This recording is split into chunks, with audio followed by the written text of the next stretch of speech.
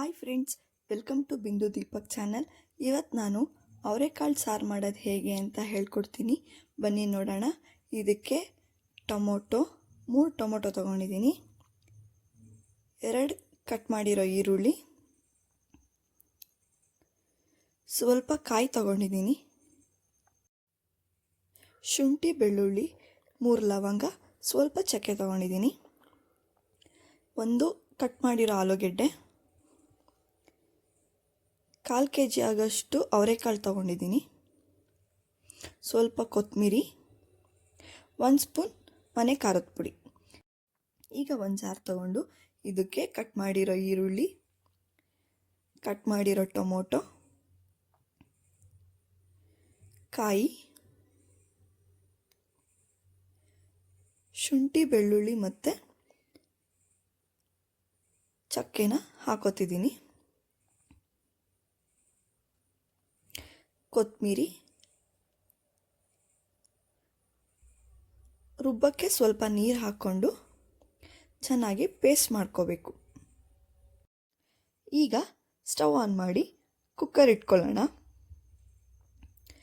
Cooker ಸ್ವಲ್ಪ ಬಿಸಿ ಆಗಿದ ತಕ್ಷಣ 2 ಸ್ಪೂನ್ ಎಣ್ಣೆ ಹಾಕೋತಾ ಇದ್ದೀನಿ. ಎಣ್ಣೆ ಕಾದ್ಮೇಲೆ ನಾನು ಕಟ್ ಮಾಡಿರೋ ಈರುಳ್ಳಿನ ಅದಕ್ಕೆ ಹಾಕೋತಿದ್ದೀನಿ. ಈರುಳ್ಳಿದು ಹಸಿ ವಾಸನೆ ಹೋಗೋವರೆಗೂ ಸ್ವಲ್ಪ ಬಾಡಿಸ್ಕೋಬೇಕು, ಇಲ್ಲಾಂದರೆ ಸಾಂಬಾರು ಟೇಸ್ಟ್ ಹಾಳಾಗಿಬಿಡುತ್ತೆ.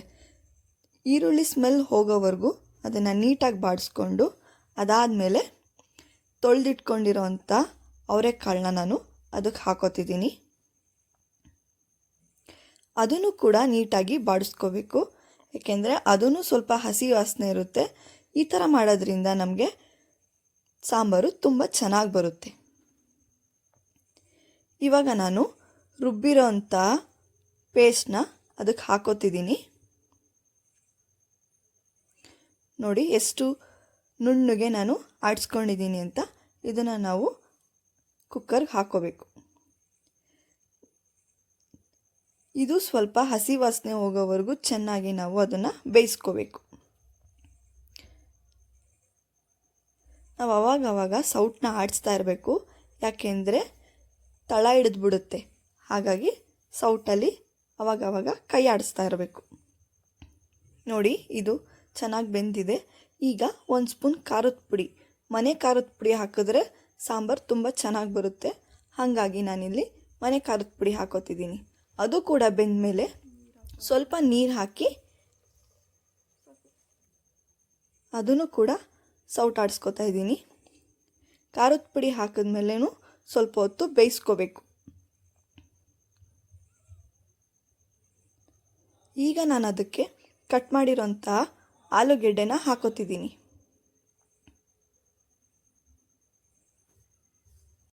ಆಲೂಗೆಡ್ಡೆ ಹಾಕಿದ ನಂತರ ಇದನ್ನು ಕೂಡ ಒಂದು 5 ನಿಮಿಷ ಬೇಯಿಸ್ಕೋಬೇಕು.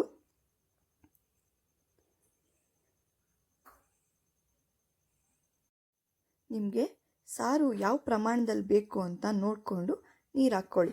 ನಾನಿಲ್ಲಿ ಸ್ವಲ್ಪ ತೆಳ್ಳಗೆ ಮಾಡ್ಕೊತಿದ್ದೀನಿ. ನಿಮಗೆ ಗಟ್ಟಿಗೆ ಬೇಕು ಅಂದರೆ ನೀರು ಕಡಿಮೆ ಹಾಕ್ಕೊಳ್ಳಿ. ನೋಡಿ, ನಾನಿವಾಗ ಇದನ್ನು ತೆಳ್ಳಗೆ ಮಾಡ್ಕೊಂಡಿದ್ದೀನಿ.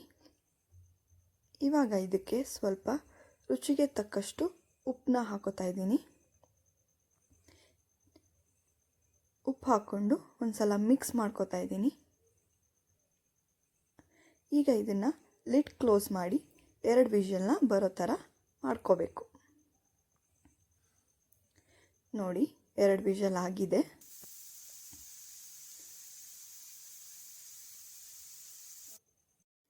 ಈಗ ಲಿಡ್ ಓಪನ್ ಮಾಡಿ ನೋಡೋಣ ಸಾಂಬಾರು ನೋಡಿ ಎಷ್ಟು ಚೆನ್ನಾಗಾಗಿದೆ ಅಂತ. ಇದನ್ನು ನಾವು ಮುದ್ದೆ ಮತ್ತು ಅನ್ನ ಜೊತೆ ತಿನ್ಬೋದು. ಈ ವಿಡಿಯೋ ನಿಮಗೆ ಇಷ್ಟ ಆಗಿದರೆ ಪ್ಲೀಸ್ ಲೈಕ್ ಮಾಡಿ, ಶೇರ್ ಮಾಡಿ, ಬಿಂದು ದೀಪಕ್ ಚಾನಲ್ನ ಸಬ್ಸ್ಕ್ರೈಬ್ ಮಾಡಿ.